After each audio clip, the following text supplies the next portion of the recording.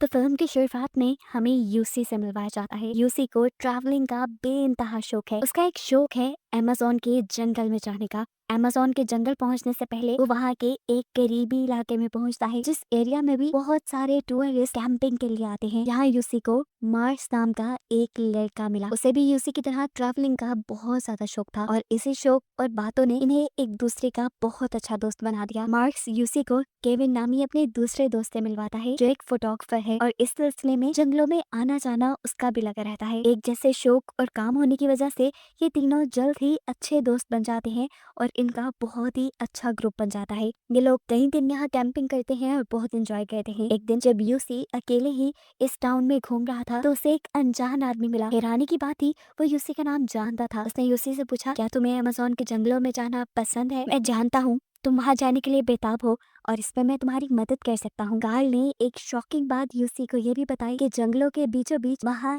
एक इंडियन कबीला भी रहता है, जो मान लो कि जंगली लोग हैं और उनके बारे में कोई भी नहीं जानता। ये सुनकर यूसी और भी ज्यादा एक्साइटेड हो गया, क्योंकि उसे जंगलियों से मिलने का बहुत ज्यादा शौक था। ये कार्ल नामी आदमी यूसी से कहता है कि अगर तुम उनसे मिलना चाहते हो या वहाँ जाना चाहते हो तो मैं तुम्हारी मदद कर सकता हूँ। यूसी, जिसे एडवेंचर्स का बेइंतहा शौक था, बिना ये सोचे समझे कि कार्ल उसके साथ इतनी मेहरबानी क्यों कर रहा है। वो तो एक अनजान आदमी है और यूसी को कैसे जानता है, ये सब कुछ सोचे बगैर उसने कार्ल के साथ जाने का फैसला कर लिया। और उससे भी बड़ी बात, उसने अपने दोनों दोस्तों को भी अपने साथ जाने पे राजी कर लिया। अगले दिन ये तीनों जाकर दोबारा कार्ल से मिलते हैं। कार्ल इस मर्तबा जंगल का मैप भी लेके आया था और जंगल का मैप दिखाते हुए वो बताता है कि इन्हें हाइकिंग करते हुए 3 से 4 दिन लग जाएंगे उस जगह पर जाने में जहाँ पर वो ट्राइब रहता है, वो जंगली लोग रहते हैं। और उससे पहले का सफर ये लोग एक प्लेन के जरिए करने वाले थे। अपने साथ सभी जरूरी सामान लेके ये लोग सफर शुरू कर देते हैं। सुबह का वक्त था जब ये लोग प्लेन के जरिए जंगल के करीब पहुंच गए।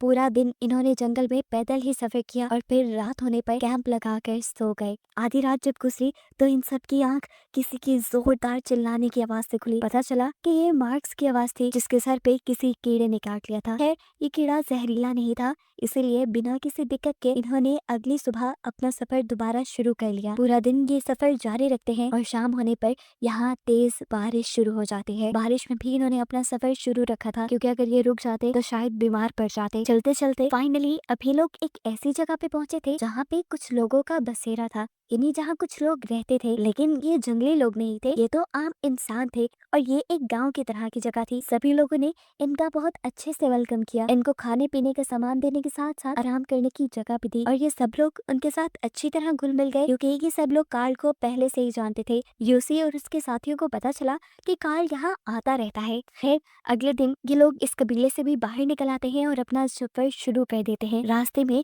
आज इनके सामने कार्ल ने एक बंदर का शिकार कर लिया था। यहाँ से किसी भी चीज का शिकार करना इलीगल था। ये लोग थोड़ा डरे, लेकिन कार्ल हंसने लगा और वहाँ से आगे बढ़ गया। ना चाहते हुए भी ये लोग पीछे पीछे चलते रहे और रात होने पे इन्होंने दोबारा कैंप लगा लिया। अगली सुबह इन लोगों को दोबारा सफर शुरू करना था। सफर करते हुए इस मर्तबा मार्ग से चला नहीं जा रहा था। उसके पाँव में जब शदीद दर्द शुरू हुआ और उसे चलने में भी मुश्किल हुई तो कार्ल ने उसके जूते उतार के देखे। मार्क्स के पाँव बिल्कुल जख्मी हो चुके थे और इन्हें ठीक होने में लगभग 4 दिन लगने वाले थे। कार्ल इन सबको मशवरा देता है कि हमें 4 दिन तक यहीं पर कैंप लगाकर रहना चाहिए, लेकिन यूसी और उसका दूसरा साथी, वो लोग बहुत ज्यादा एक्साइटेड थे जंगली लोगों को देखने के लिए। यूसी का दूसरा दोस्त, जो कि फोटोग्राफर था, उसे अपनी जर्नल में इन सारे एडवेंचर्स के बारे में लिखना था। वो किसी भी हाल में रुकने को तैयार नहीं था, इसीलिए ये लोग एक नया रास्ता ढूंढते हैं। यूसी मशवरा देता है कि हम एक बोट बनाते हैं और पानी के जरिए सफर शुरू कर देते हैं। कार्ल इसके हक में नहीं था, क्योंकि नदी का रास्ता बहुत ज्यादा खतरनाक था। यहाँ नदी का बहाव बहुत तेज है।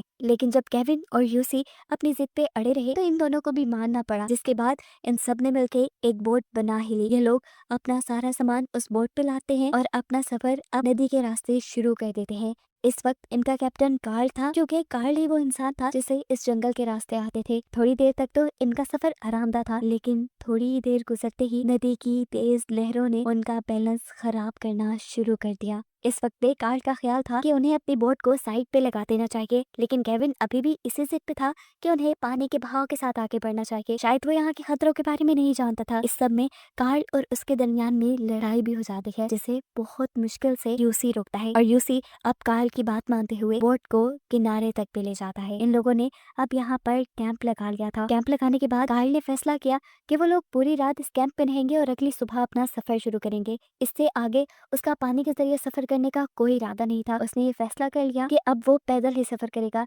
लेकिन यूसी और केविन उसके इस फैसले के खिलाफ थे। उन्हें अब चलने में मुश्किल हो रही थी। उनका ख्याल था कि उन्हें पानी के जरिए ही सफर तय करना चाहिए। ये लोग अब मार्क्स से मशवरा मांगते हैं। मार्क्स के पाँव अब ठीक हो चुके थे, इसलिए उसने पैदल कार्ल के साथ सफर करने का डिसाइड किया, क्योंकि वो जानता था कि कार्ल को सरवाइव करना आता है और वो इसमें उसकी भी मदद कर सकता है। ऐसे ये लोग दो ग्रुप्स में डिवाइड हो गए। कार्ल ने अब इन लोगों को मैप दिखाया और ये फैसला किया कि 3 दिन बाद ये लोग जंगल के एक खास पॉइंट पे मिलेंगे। अब अगले 3 दिन तक कार्ल और मार्क्स पैदल सफर करने वाले थे, जबकि यूसी और केविन बोट के जरिए सफर करने वाले थे। खैर, सफर ये लोग शुरू कर देते हैं। पहले पहले नदी का सफर बिल्कुल नॉर्मल था, लेकिन फिर नदी में तूफान आ गया। लहरें इतनी ज्यादा भड़क गईं कि इनको इनकी बोट बैलेंस करना मुश्किल हो गया। बोट पानी के बहाव के साथ इन्हें भी बहा ले गई। वो तो शुक्र था कि सामने नदी में एक बहुत बड़े चट्टान ने इन्हें आगे बढ़ने से बचा लिया और अब ये अपनी बोट के साथ लटके हुए थे। सही वक्त पे कोई फैसला ना करते तो अब इनकी जान भी जा सकती थी। यूसी बहुत ज्यादा घबराया हुआ था, वो कोई फैसला नहीं कर पा रहा था। तब केविन उससे कहता है, सुनो यूसी, मैं जंप करता हूँ और तैरते हुए वहाँ किनारे तक जाता हूँ। किनारे पे जाने के बाद मैं रस्सी फेंकूंगा, तुम उसके जरिए मेरे पास आ जाना। लेकिन यूसी इसके लिए तैयार नहीं था। तब केविन ने उसे हौसला दिया और बहुत ही हिम्मत करके उसने नदी में जंप कर दी और काफी देर की मेहनत ताकत के बाद वो आखिरकार नदी के किनारे पहुंच गया। इससे पहले कि वो यूसी की तरफ कोई रस्सी फेंककर उसे बचाता, पानी का बहाव उल्टी डायरेक्शन में बहने लग जाता है। पानी के उल्टे बहाव की वजह से बोट समेत यूसी पानी में गिर जाता और पानी तेजी से यूसी को यहाँ से बहा ले गया था। केविन को अपनी आंखों पे यकीन नहीं आ रहा था।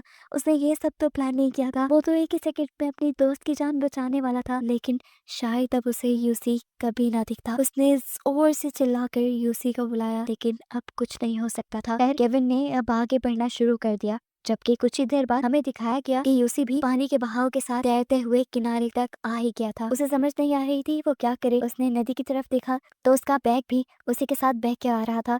उसने अपना बैग पकड़ा और इसके अंदर से बाइबल निकाली और उसे पढ़ने लगा। इस बैग में कार्ल ने कुछ गोलियां भी रखवाई थी। ये सर्वाइवल मेडिसिन थी, इससे ताकत मिलती थी। यूसी इस एक टैबलेट को खा लेता है और अब अकेले जंगल में अपने दोस्त के मिलने की उम्मीद में सफर शुरू करता है। काफी टाइम तक जंगल में भटकने के बाद जब उसे यहाँ से बाहर निकलने की कोई उम्मीद नहीं दिखी, तो उसने कार्ल का दिया हुआ मैप निकाला। मैप से डायरेक्शंस देखने के बाद उसने अपना दोबारा सफर शुरू किया। रास्ते में उसे फलों का एक दरख्त भी दिखा। काफी अरसे से उसने कुछ नहीं खाया था। फाइनली उसने दरख्त पे चढ़ के जब वो फल उतारने की कोशिश की तो वहाँ बैठे हुए पहले से सांप ने उसे काट लिया। सांप के इस हमले ने, शुक्र है कि उसको कुछ नुकसान नहीं पहुंचाया था। सांप भी अब उसके साथ ही नीचे आ गया और यूसी ने भी बिना वक्त जाया किए सांप के ऊपर एक पत्थर से हमला करके उसे मार डाला और उसे ही खा लिया। इस सब के बाद उसने रात में आराम करने का सोचा और रात में उसकी आँख खुली किसी की आवाज से। ये मार्क्स की आवाज थी। उसने आँख खोल के देखा तो वो सचमुच उसके सामने खड़ा था। खुशी की उसकी इंतहा नहीं थी। जैसे ही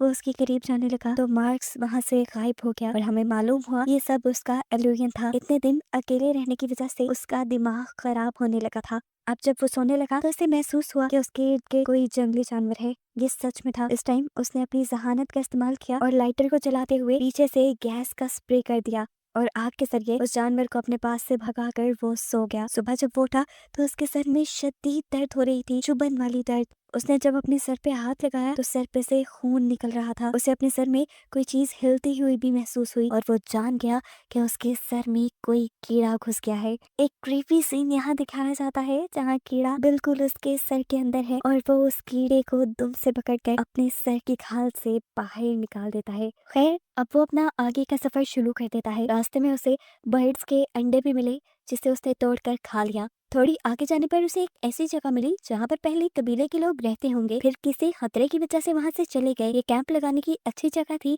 जहाँ उसने कुछ देर बैठकर आराम किया। यहाँ बैठकर उसके पाँव में भी बहुत ज्यादा दर्द हो रहा था। उसने जब जूते उतारे तो देखा उसके पाँव कटे पड़े थे, उसके पाँव से खून रिस रहा था। पैरों के दर्द की वजह से उसे रात यहीं गुजारनी पड़ी, लेकिन सुबह वो बहुत ही जुनून से उठा इस जंगल से बाहर निकलने के लिए। थोड़ी ही चलने पर उसे पैरों के निशान दिखाई थे और वो बहुत ज्यादा खुश हुआ। उसे लग रहा था कि ये मार्क्स के पैरों के निशान होंगे। उसके अंदर एक उम्मीद जागी कि अब वो अपने दोस्त के बहुत करीब है, लेकिन ऐसा नहीं था। सीन कट होकर अब हमें फाइनली केविन को दिखाया जाता है, जो बहकर नदी के किनारे पे आ चुका था और उसे यहाँ पर गांव वालों ने देखकर रेस्क्यू कर लिया। जैसे ही केविन की तबीयत थोड़ी बेहतर होती है, वो फौरन जाकर यहाँ के ऑफिसर से मिलता है और उससे मदद मांगता है यूसी के लिए, क्योंकि वो पानी में बह गया था। ऑफिसर भी केविन की बात मानते हुए यूसी को रेस्क्यू करने के लिए एक रेस्क्यू प्लेन जंगल में भेज देता है। यहाँ यूसी जो अभी तक जंगलों में था, 14 दिन तक लगातार इस जंगल में रहने की वजह से उसकी दिमागी हालत अब खराब होने लगी थी। अचानक उसे ऊपर से प्लेन की आवाज भी सुनाई दी। उसके अंदर एक उम्मीद की किरण जागी और वो लाल कपड़ा लिए प्लेन को सिग्नल भी दे रहा था, लेकिन उसकी बदकिस्मती कि प्लेन वाले ना तो उसे देख पाए ना सुन पाए। यहाँ प्लेन ने आकर रिपोर्ट दी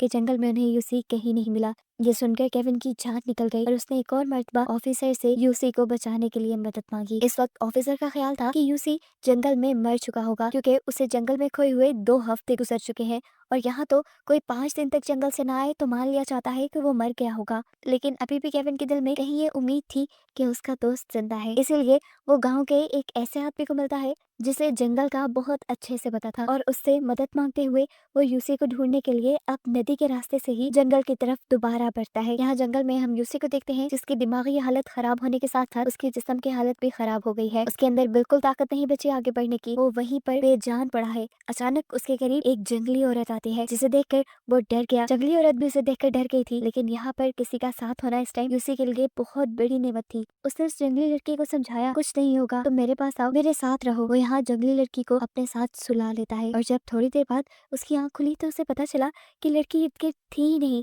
और तब यहाँ रिवील हुआ कि असल में वो लड़की यहाँ आई ही नहीं थी। ये सब जो यूसी ने देखा था वो उसका एक इल्यूजन था। इसके बाद वो अपने दिमाग के ऊपर दोबारा कंट्रोल पाता है और एक दरख्त के पास पहुंचता है जिसके ऊपर बहुत सारी कीड़ियां थी। वो अपने कपड़े उतार कर उस दरख्त को पकड़ लेता है ताकि कीड़ियां उसके ऊपर चढ़ जाएं और उसे काटे और हिम्मत मिले उसे नदी तक जाने की। उसकी सोच के मुताबिक ठीक ऐसा ही हुआ। जल्द ही सारी कीड़ियां उसके जिस्म पे चढ़ गई और जब उसे काटने लगी तो वो भागते हुए कीड़ियों को अपने जिस्म से उतारने के लिए नदी तक पहुंच गया। फाइनली कीड़ियां साफ करने के बाद वो यहाँ वाई लिख के अपने नाम का साइन बनाता है, ताकि जब भी केविन उसे ढूंढते हुए यहाँ पहुंचे उसे पता चल जाए कि यूसी यहाँ जिंदा है। वो यही सोच ही रहा था कि अचानक उसके सामने से एक कछुआ गुजरा। उसने फौरन एक पत्थर उठाकर उसे मारने की कोशिश की ताकि वो उसे मार कर खा ले और अपनी भूख मिटा ले, लेकिन फिर उसे इस कछुए पे तरस आ गया और उसने कछुए को नहीं मारा। खैर देखते ही देखते रात हो जाती है। अब यूसी को पता चल गया था कि वो नहीं बच पाएगा, क्योंकि ना उसके अंदर जान थी आगे बढ़कर अपना सरवाइव करने की और ना ही अभी तक कोई उसे लेने आया था। वो समझ गया वो मर जाएगा। इसी कश्मकश में वो सो भी गया। सुबह हुई तो एक अच्छी चीज हमने देखी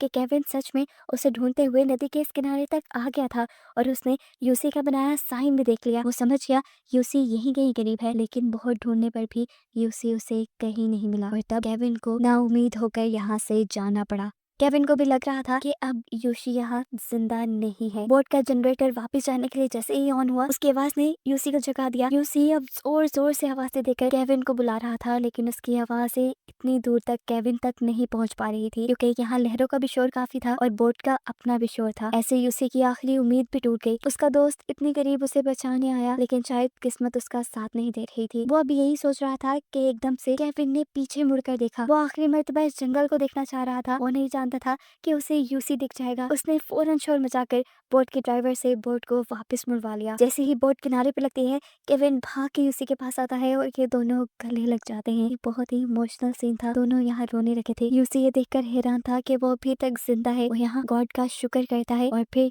यूसी को लेकर वो अपने गाँव चले जाते हैं। गाँव में भी सब यूसी को देखकर हैरान थे। अमेज़न के जंगलों में कोई 2 हफ्ते से ज्यादा सरवाइव कर पाया था तो वो यूसी था। सब उसके बचकर आने का शुक्र अदा करते हैं। जिसके बाद कहानी के आखिर में हमें कार्ल और मार्क्स के बारे में बताया जाता है। कार्ल एक क्रिमिनल था और उसने अपने किसी क्रिमिनल इरादे के साथ ही यूसी, केविन और मार्क्स को अपने साथ मिलाया था। केविन और यूसी की किस्मत अच्छी थी कि उन्होंने अपना रास्ता बदल लिया, लेकिन मार्क्स जो कार्ल के साथ गया था, उन दोनों का आज तक कोई सुराग नहीं मिला। फिल्म के लास्ट में हमें पता चला कि ये फिल्म रियल इंसिडेंट यानी सच्चे वाकये पर बनाई गई थी और इस मूवी के जरिए यूसी के हौसले को बढ़ाया गया था।